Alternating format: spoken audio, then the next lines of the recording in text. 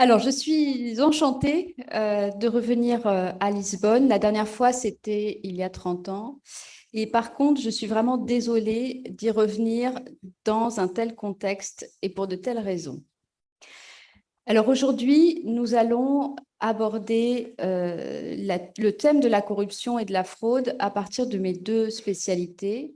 La première, la philosophie morale et politique, et la deuxième, la psychopathologie, c'est-à-dire l'étude des processus psychiques individuels et groupaux. Alors, en bonne philosophe, je reviens à l'étymologie du mot corruption, qui nous conduit au verbe latin corrumpere, qui veut dire rompre avec.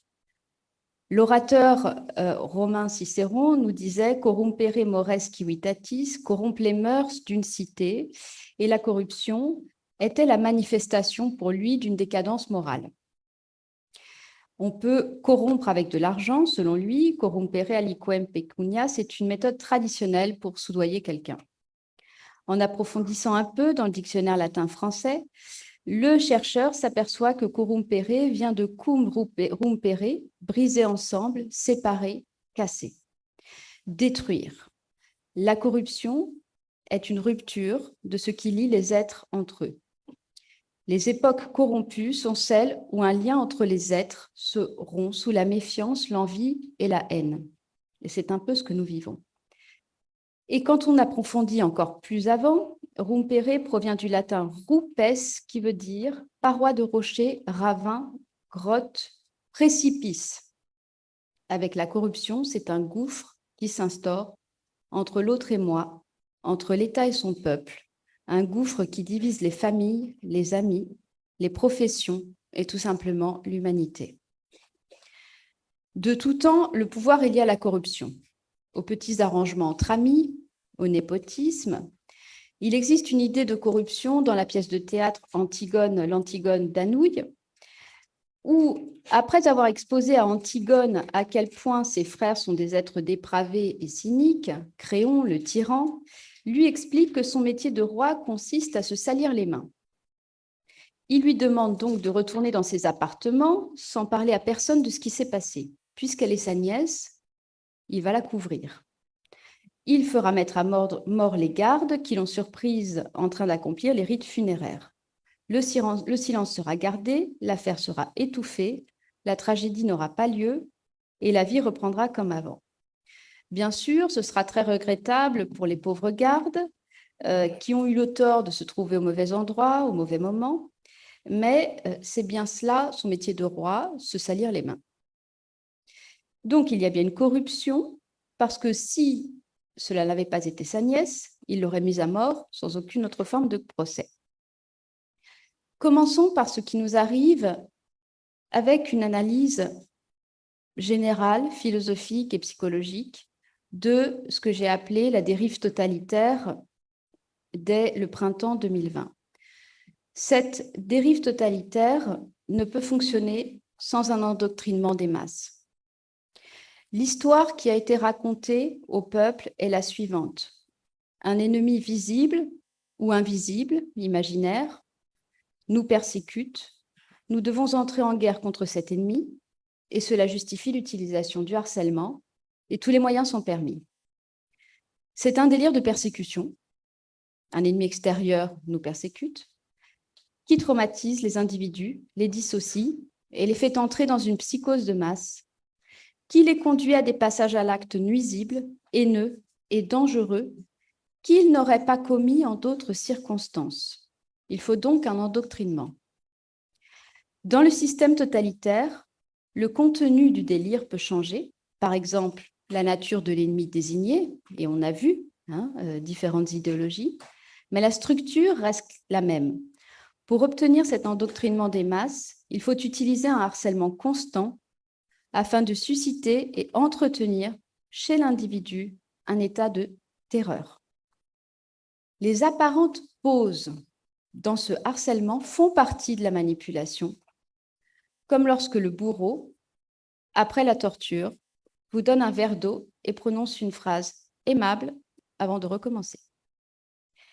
Les méthodes qui ont été employées sur les populations sont des méthodes sectaires. La première, c'est la terreur. Un virus extrêmement dangereux veut nous tuer et dépecer l'espèce humaine. Ensuite, il y a eu la séquestration, les confinements, les freins à la liberté de mouvement, l'atteinte aux droits fondamentaux inaliénables tels que le droit à l'égalité devant la loi, la liberté d'expression, etc. Ensuite, une exclusion et une maltraitance généralisée envers toute la population qui a utilisé la culpabilisation des individus, la séduction, le chantage, le refus de soins pour certaines catégories de population, la désorganisation des repères spatiaux et temporels pour l'ensemble de la population mondiale, la surveillance, la transgression de la vie intime des citoyens, etc.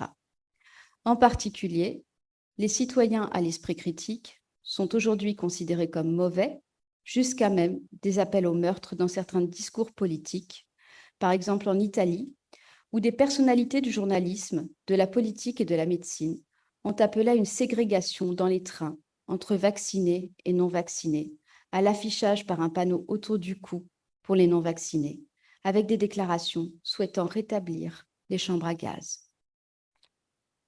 Ensuite, le conflit de loyauté. Le conflit de loyauté, c'est une technique de torture psychologique pour obliger les individus à faire des choix impossibles, des faux choix.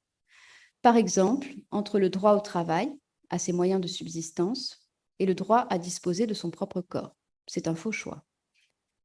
Ensuite, dans les techniques utilisées, la suggestion hypnotique, jusqu'à induire un interdit de pensée chez les gens au travers des masses médias, avec la répétition d'une comptabilité mortifère de discours et d'images de panique.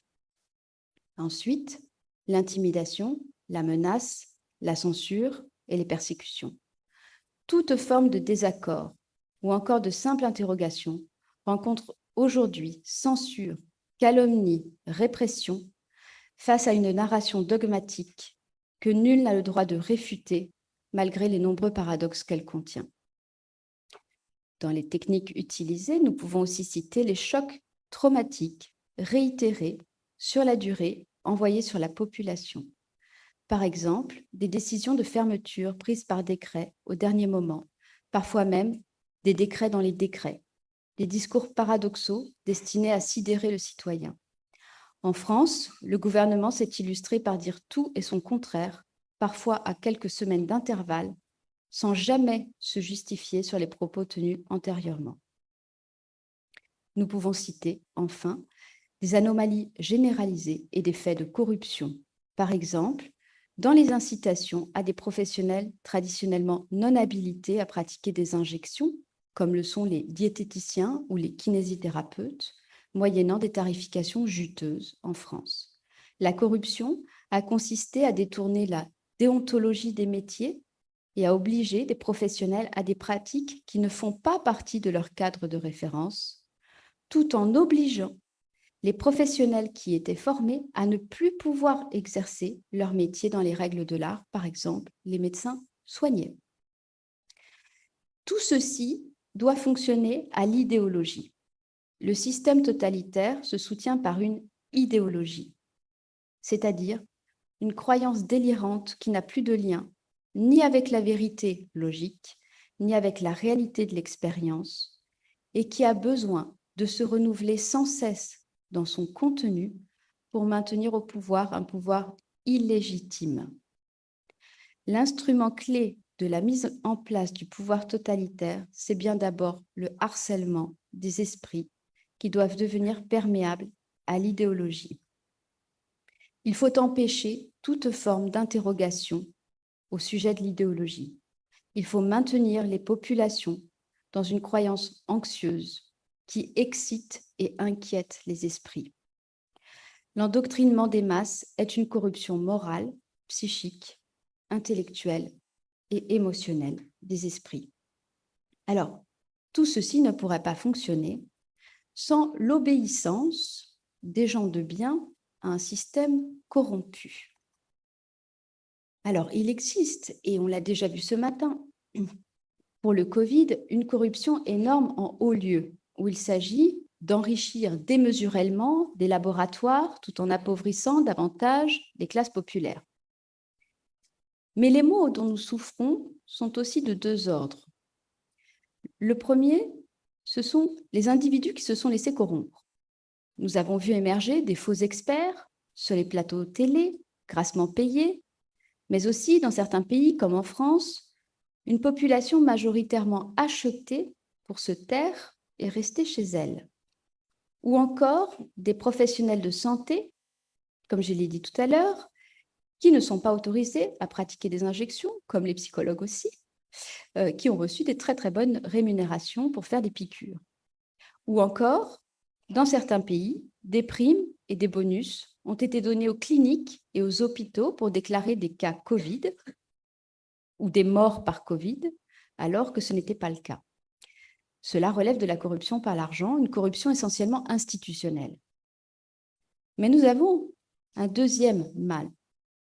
Les gens de bien qui se soumettent à un système corrompu sans le voir en toute bonne foi. Nous souffrons de l'obéissance aveugle, de la naïveté, de la passivité, de la crédulité et de l'honnêteté de tous les acteurs subalternes, de ceux qui sont endoctrinés dans l'idéologie, qui non seulement, eux, ne reçoivent pas d'argent du système totalitaire, mais sont prêts à sacrifier père, mère et enfants au nom de l'idéologie dans laquelle ils sont endoctrinés. Mon expérience des pays d'Amérique du Sud m'a démontré que les peuples qui avaient une culture de la corruption résistent beaucoup mieux à la corruption totalitaire. Le corrompu cherche évidemment son intérêt immédiat pécunier ou pratique. C'est sans doute un mal, mais moindre que son exact contraire, le fait que des responsables et l'encadrement institutionnel accomplissent scrupuleusement leur mission dans la plus grande intégrité quand cette mission est au service d'une puissance mauvaise. En cela consiste la banalité du mal. Je renvoie évidemment au rapport qu'en a fait Hannah Arendt, la philosophe, au sujet d'Eichmann, qui n'était nullement un personnage corrompu, mais un fonctionnaire zélé qui ne cherchait aucun bénéfice personnel immédiat. C'était sa ligne de défense et elle était parfaitement exacte. Les peuples frondeurs, où règne une corruption endémique, avec un respect tout relatif pour la loi, où l'on pratique les arrangements, les dessous de table, les colaboraciones en espagnol ou combinazione en italien, sont des peuples où l'air devient davantage respirable lorsque le pouvoir dérive sur un versant totalitaire. Au contraire, il était impossible, dans le nazisme, de graisser la patte d'un fonctionnaire allemand, pays protestant, puritain, kantien, où le respect de la loi se place au-dessus de tout, même lorsque la loi est devenue déviante.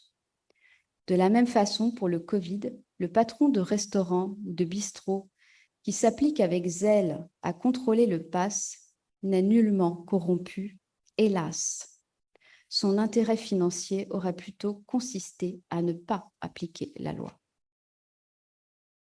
Dans la même idée, les millions de militants communistes qui dans le monde soutenaient le pouvoir stalinien n'étaient pas des corrompus, mais des idéalistes parfaitement désintéressés. Si dans l'affaire d'Antigone, les gardes avaient pu se laisser corrompre, l'affaire en serait restée là. Le système totalitaire est donc la rencontre entre un pouvoir cynique et corrompu au sommet de la pyramide, qui nomme ses experts, ses faux intellectuels et ses dirigeants corrompus, et une masse d'individus crédules et obéissants qui, au contraire, ne sont pas assez corrompus pour faire valoir leur intérêt personnel au détriment du sacrifice idéologique invoqué par le supposé bien commun. Pour endoctriner les esprits, il faut utiliser la fraude, la ruse, la tromperie, l'escroquerie. Le délire de la psychose de masse, donc cette idéologie qui ne correspond pas à la réalité de l'expérience, sur le plan de la psychologie, correspond au délire paranoïaque. Il s'enracine dans des premiers principes qui sont erronée. De là découle un discours d'apparence rationnelle, mais dont les hypothèses de base, prises pour des vérités, sont des erreurs logiques. Ce serait comme de dire, pour reprendre le délire de l'idéologie nazie, le premier principe, ou ce qu'on appelle en logique la majeure, les juifs sont des parasites, or les parasites sont nuisibles, donc les juifs sont nuisibles. Sauf que la majeure du raisonnement est fausse. Les juifs ne sont pas des parasites. Mais si l'on admet cette majeure comme vraie, et le raisonnement qui en découle, alors le délire commence, et il entraînera les masses dans des passages à l'acte violent. Les conditions de la raison ne sont pas aléatoires, il existe des règles de langage, de langue et de logique. La recherche de la vérité doit répondre à des principes rigoureux, pas à des élucubrations fantaisistes.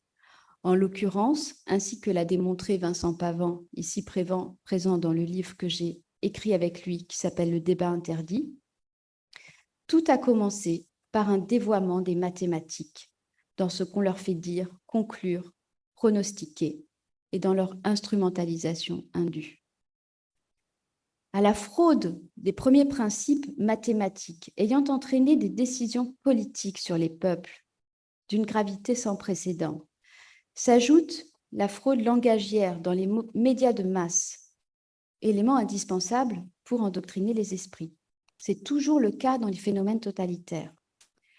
Le professeur d'université juif et philologue Klemperer avait analysé la langue du Troisième Reich et noté de graves distorsions infligées à la langue allemande par le nazisme. Le langage totalitaire utilise les euphémismes et les litotes pour atténuer la gravité des faits. Il s'agit de rendre acceptable une réalité moralement condamnable ou désagréable. Après tout, si isoler, c'est protéger, personne ne se formalisera d'abandonner les autres à leur sort. C'est prévu dans le programme. Ni finalement de les envoyer dans des camps de mise en quarantaine ou des camps de soins, puisque c'est pour le bien de la personne. Le langage est technique et euphémisant, avec, je cite, l'isolement prophylactique ou le contact tracing. Il s'est agi ni plus ni moins que de traquer les citoyens. La langue totalitaire devient un outil de persécution de certaines catégories de citoyens. Ils ont des mauvais comportements, ils sont irresponsables. Par exemple, un quotidien français, Sud-Ouest, va titrer « Les Français sont-ils irresponsables ?» Ou nous allons parler de relâchement, les Français se relâchent. Les jeunes gens sont estimés égoïstes, négligents. Le but est de coloniser les esprits. Et dans le registre Covid, il y a beaucoup de mots qui ont disparu.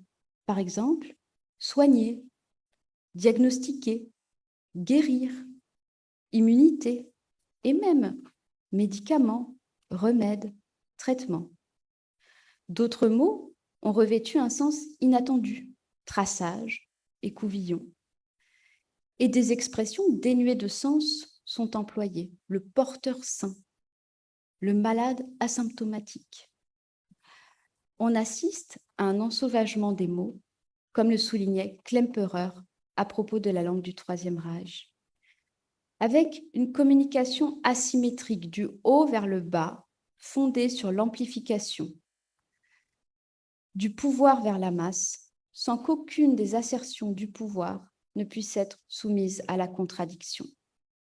Il y a eu aussi beaucoup d'amalgames entre malades et testés positifs, entre porteurs du virus et testés positifs ou négatifs, entre malades et contagieux, entre contagieux et assassins. La criminalisation de tout individu qui ne ferait pas aveuglément confiance au pouvoir et de tout individu comme potentiellement malade justifie et justifiera de fait une répression sur la base de sanctions exemplaires, de répression, de camps d'internement, etc.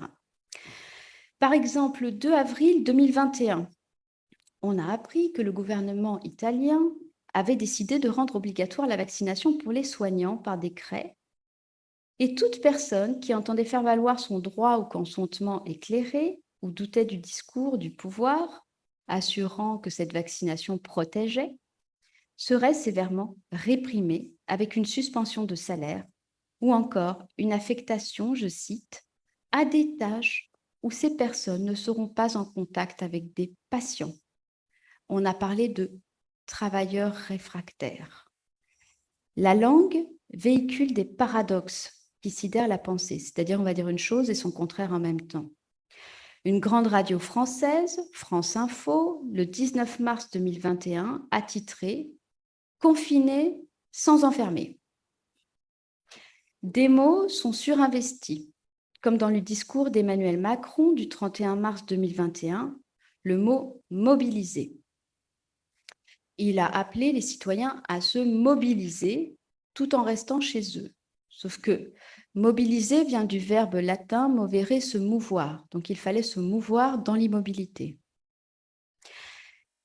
Des néologismes, donc des nouveaux mots, sont introduits. Covidisme, complotisme, avec tout un champ lexical des techniques savantes, évidemment méconnues du grand public. Variants, agents infectieux, asymptomatiques, auto-isolement, cellules hautes, charge virale, chaîne de transmission de l'infection, certificat d'immunité, contagiosité, crise sanitaire, écouvillon, faux négatif, faux positif, foyer infectieux, insuffisance respiratoire, quarantaine, période d'incubation, porte d'entrée et porte de sortie, taux de létalité, taux de mortalité, comorbidité, etc., etc. J'en cite délibérément un certain nombre, mais il y en a encore beaucoup. La langue ne devient plus un mode de communication, donc de relation entre les individus, mais de séparation, d'incompréhension, de division, de confusion. Tout ce vocabulaire réservé traditionnellement à l'infectiologie pour des études scientifiques complexes est perfusé à l'ensemble du corps social. Le vocabulaire est délibérément hygiéniste et mécaniste. Chacun devient donc, naturellement, par effet de langage, médecin de son voisin, épidémiologiste, diagnostiqueur, contrôleur, policier. La santé, c'est le contrôle. Des comparaisons et des analogies hasardeuses ont également été utilisées. Je prendrai pour exemple le directeur général de la santé en France, Jérôme Salomon, lors de son audition à l'Assemblée nationale sur la gestion de la crise sanitaire du coronavirus, dans laquelle il affirma « Dans l'histoire, elle peut être comparée à la pandémie de peste de 1347. Pour mémoire, la peste avait emporté la moitié de la population européenne. La langue reconstruite par l'idéologie se grise de métaphores techniques. Comme l'avait déjà souligné Klemperer, il s'agit d'accoupler l'organique et la dimension mécanique dans la langue pour mécaniser le vivant. Alors, je prends un exemple. On nous a parlé de mesures de freinage. Je vais citer, c'est le site du gouvernement français, du ministère de l'Intérieur sur les déplacements internationaux. En cas d'urgence caractérisée par l'apparition d'un variant susceptible de présenter un risque de transmissibilité accrue ou d'échappement immunitaire, le mécanisme de frein d'urgence sera activé et le pays sera alors classé en liste rouge avec des mesures de rétorsion sur la population. Le tour de force de tout ceci consiste à la fois à déshumaniser l'être humain et à humaniser ce qu'il n'est pas. Je fais une petite parenthèse, j'avais déjà noté ce fait dans un livre antérieur, Psychopathologie de la paranoïa, dans le rapport des nazis aux animaux, où ils humanisaient les animaux, mais déshumanisaient et animalisaient les êtres humains. Donc, nous en avons eu ici de nombreux exemples avec la personnification d'un virus dont on nous a dit, je cite Emmanuel Macron, qu'il circule de plus en plus vite et qu'il est un ennemi invisible, insaisissable, qui progresse. Et qu'il faut, je continue de le citer, prendre en tenaille et bien sûr à qui il faudra faire la guerre. Discours du 16 mars 2020 et du 31 mars 2021. Le registre est donc guerrier avec un virus petit soldat ou grand soldat qui aurait l'intention de nous tuer. J'ai tout de même envie de rappeler que dans une cuillère à soupe d'eau de mer, il y a plus de virus que d'habitants en Europe. Et que 8% du génome humain est d'origine virale, que les virus sont bien présents avant l'espèce humaine sur Terre et qu'ils ont même contribué à donner naissance à la vie cellulaire. Alors enfin, sans surprise, pour continuer ce lavage de cerveau, il faut utiliser les slogans. Les slogans fonctionnent à la répétition et servent aussi à conjurer l'angoisse de la population parce que nous allons répéter des sortes de mantras de façon massive. Alors, protégez-vous, protégez les autres, sauvez les jeunes en confinant les vieux. Quand on aime ses proches, on ne s'approche pas. La responsabilité, c'est la confiance, nous a dit Emmanuel Macron le 31 mars 2021, etc. Le viol politique de la langue est sans doute la fraude la plus invisible et la plus dangereuse, car la langue trafiquée perd toute une gamme d'émotions pour terroriser, manipuler l'empathie, désigner des ennemis et culpabiliser. Les mots qui ne veulent plus rien dire pour désigner la réalité qui nous entoure conduisent aux pires tragédies de l'histoire. Je vais prendre cet exemple très célèbre. Staline avait bien appelé la Constitution de 1936 la Constitution la plus démocratique du monde, tout en procédant aux rafles arbitraires dans sa population et aux liquidations sauvages de ses généraux. Je vais maintenant approfondir la question de la fraude avec la fraude épistémologique. L'épistémologie consiste pour la philosophie à étudier les conditions d'exercice de la science. Je vais résumer les principales fraudes épistémologiques dans la crise qui nous occupe. La première, les premiers principes ayant entraîné les décisions politiques sur les confinements et autres mesures supprimant nos droits fondamentaux sont des mensonges, des erreurs grossières qui trahissent la logique, subvertissent la science en instrumentalisant les mathématiques. La deuxième fraude, la science n'est plus un outil de discernement et de recherche, mais devient un instrument politique de contrôle au fonctionnement inquisitorial. Troisième fraude, la science n'est plus le lieu du doute et du débat, mais le lieu de la certitude idéologique et du dogme religieux. D'ordinaire, en science, nous avançons par des paradigmes qui évoluent, ce que l'on appelle d'ailleurs des révolutions scientifiques. Nous sommes toujours impuissants par rapport à la complexité du monde qui nous entoure. Le scientisme se débarrasse de toute cette complexité, proclame une vérité qui est un dogme, évacue le débat et la controverse. La quatrième fraude a consisté dans la confusion entre la matière morte et la matière vivante. Appliquer des mathématiques à l'être vivant est une fraude épistémologique. On a oublié dans l'ensemble de l'analyse le paramètre vivant. Cela conduit donc à traiter logiquement les êtres vivants comme des matières mortes. Cette imposture intellectuelle est connue de la philosophie depuis l'Antiquité. Une cinquième fraude épistémologique est la confusion entre les sciences opératives et les sciences spéculatives. Je vais vous expliquer. Nous devons cette distinction à l'immense philosophe Boès au 5e siècle après Jésus-Christ. La médecine opère sur le réel, interagit avec le réel, avec le patient, avec la réalité de son expérience. Elle ne peut pas du tout fonctionner de la même manière que les sciences spéculatives qui, elles, restent dans le pur concept, comme les mathématiques ou la philosophie. La fraude a donc consisté à rester dans le pur concept et l'abstraction pour parler de maladie et de santé. Plus généralement, on ne peut pas traiter l'humain selon des sciences dures. Ce réductionnisme est une imposture. Appuyer la science spéculative au détriment de la science opérative a tout simplement permis de soumettre le politique à la science ou la science à la politique.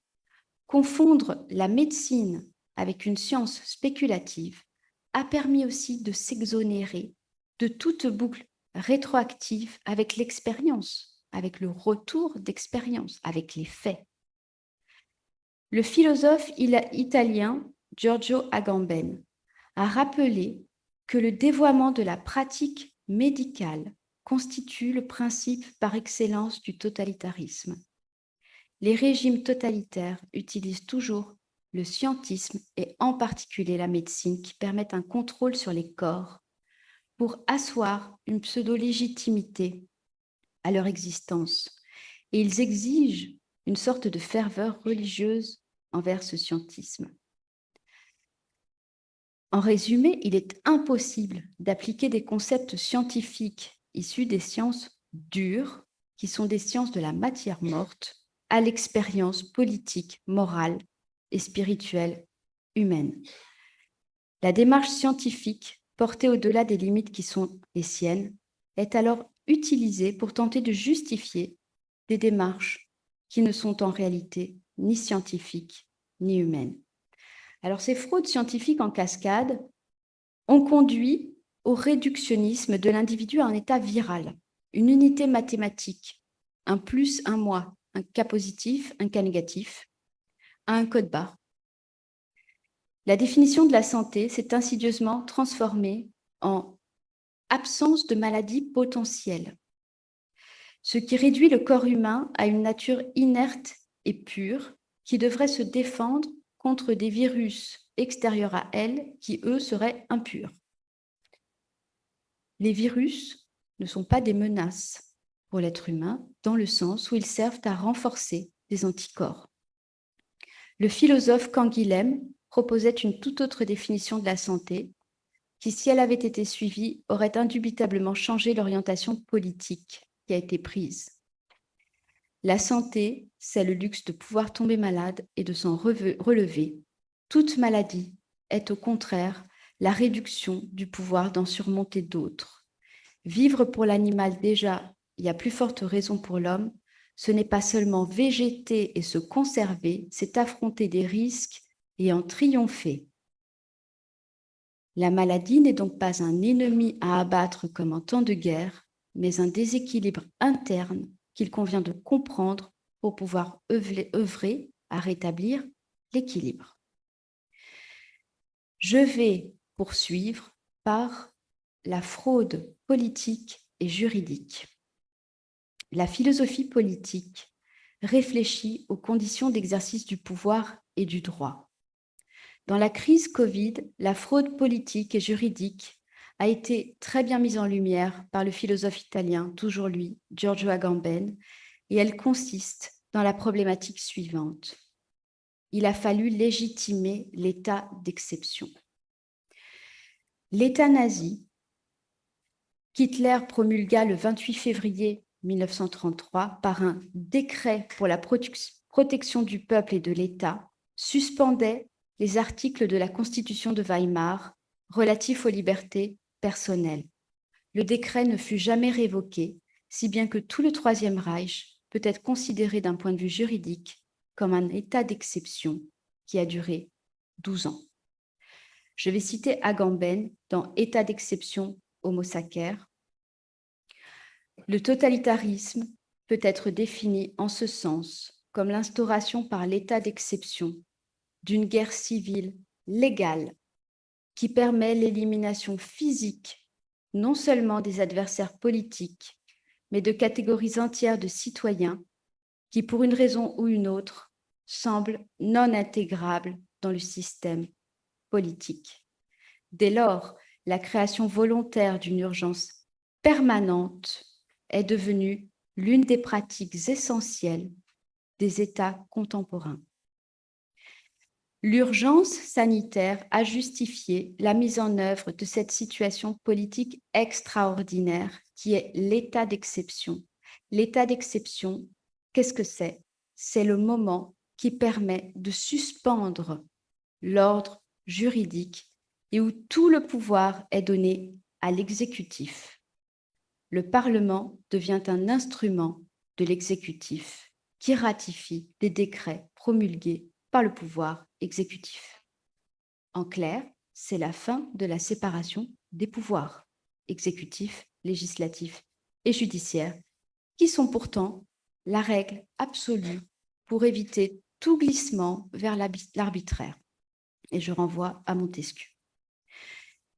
Agamben précise, je le cite, qu'une situation où l'urgence est devenue la règle et où la distinction même entre la paix et la guerre, entre guerre extérieure et guerre civile mondiale, devient impossible.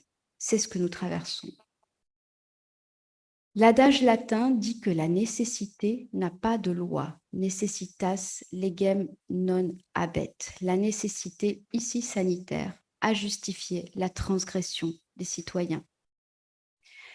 Nous pouvons discuter de deux problématiques. La première, l'invocation de la nécessité justifie-t-elle une transgression de l'ordre juridique et du droit en général? Dante y a répondu dans le De Monarchia. Il est impossible d'atteindre l'objectif du droit sans le droit. Quiconque se propose d'atteindre l'objectif du droit doit procéder selon le droit. Donc, on ne peut pas invoquer une suspension de l'ordre juridique au motif de la nécessité. La deuxième problématique, c'est la nécessité que nous avons, qui nous a été invoquée dans la crise Covid. En était-elle vraiment une? À en croire les études concernant les manipulations des chiffres, le danger a été largement exagéré. Donc l'état de nécessité a été créé artificiellement pour justifier une suspension de l'ordre juridique. Cette suspension est devenue une habitude des régimes politiques modernes. Elle est une pure violence à l'égard des populations. D'ordinaire, la loi a une fonction symbolique au travers du code pénal qui consiste à poser les bases d'une civilisation en tant que protection de l'intégrité des individus. La fraude juridique, ici, a autorisé la suspension de cet ordre juridique pour lui en substituer un autre soumis à l'urgence, la nécessité, l'état d'exception. En résumé, la loi a été enfreinte pour violer les droits des individus au nom de la loi. C'est un tour de passe-passe des systèmes totalitaires qui consiste à transgresser la loi pour en faire un instrument de persécution, de stigmatisation, d'intimidation. Faire valoir ses droits naturels dans l'ordre juridique républicain, se mouvoir par exemple, ne pas être stigmatisé ou le droit au travail, est aujourd'hui une transgression de l'ordre juridique totalitaire. La fraude morale, maintenant, elle a consisté à faire admettre aux populations, par la manipulation des esprits, la légitimité de cet adage politique « la fin justifie les moyens ». Les consciences ont été manipulées par des cabinets d'influenceurs au nom du bien commun. Au nom de ce bien commun, il est devenu acceptable de ne pas soigner des gens, d'ostraciser des individus en leur supprimant l'accès à leurs moyens de subsistance, d'insécuriser les populations et de créer la panique, d'utiliser le chantage et les conflits de loyauté. Par exemple, choisir entre la conservation de son titre de médecin et sa fonction de médecin, soigner. Il est devenu acceptable de ne pas honorer nos devoirs anthropologiques et spirituels envers nos morts. Des morts qui parfois, dans certains pays, ont été rendus dans des sacs poubelles à des familles avec des interdictions de funérailles, etc. Il est devenu acceptable d'abandonner nos anciens ou nos fous à leur sort. Et on a eu de nombreux exemples. D'euthanasier une partie de la population considérée comme inutile, de faire le tri entre les patients. Il est devenu acceptable de maltraiter une grande partie de la population, notamment les enfants et les adolescents. Au nom du Covid, j'ai vu de mes propres yeux des nourrissons venant de naître, arrachés à leur mère, interdits d'allaitement, mis dans des boxes fermées au sein de grandes salles déshumanisées. Nous devons revoir tout cela. La fin justifie les moyens signifie qu'il devient acceptable de sacrifier des individus au nom de la quantité, au nom du plus grand nombre, et l'individu est dépossédé de ses droits humains. Les discours politiques n'ont pas cessé de nous parler de sacrifice. L'objectif des manipulations totalitaires de la langue est la logique sacrificielle de la désignation de l'ennemi. Ça peut être le juif, le musulman, le chrétien, l'homme, la femme, le vacciné, le non-vacciné, l'hétérosexuel, l'homosexuel, etc. Emmanuel Macron, dans un discours, nous a expliqué « Rien n'est obtenu si rien n'est sacrifié ». Quelle étrange proposition. Est-il raisonnable d'y consentir ? Les considérations morales n'entrent plus en ligne de compte dans le discours, sauf pour être utilisées en termes de chantage et de manipulation. Ce serait pour le bien du groupe que l'individu devrait se sacrifier. Avec cette logique sacrificielle, les individus ne comptent plus et peuvent servir d'objet d'expérimentation jusqu'au génocide. Il n'y a plus de limite, ni morale, ni juridique, ni spirituelle. Le citoyen est traité comme un prisonnier sous liberté conditionnelle. On nous parle de bracelet électronique. Pour finir, je ne me lasse pas de cette phrase d'Arthur Koestler dans Le Zéro et l'Infini pour diagnostiquer l'impasse dans laquelle nous sommes. Il n'y a que deux conceptions de la morale humaine et elles sont à des pôles opposés. L'une d'elles est chrétienne et humanitaire. Elle déclare l'individu sacré et affirme que les règles de l'arithmétique ne doivent pas s'appliquer aux unités humaines qui, dans notre équation, représentent soit zéro, soit l'infini. L'autre conception part du principe fondamental qu'une fin collective justifie tous les moyens et non seulement permet, mais exige que l'individu soit en toute façon subordonné et sacrifié à la communauté, laquelle peut disposer de lui, soit comme d'un cobaye qui sert à une expérience, soit comme de l'agneau que l'on offre en sacrifice. Je vous remercie de votre attention.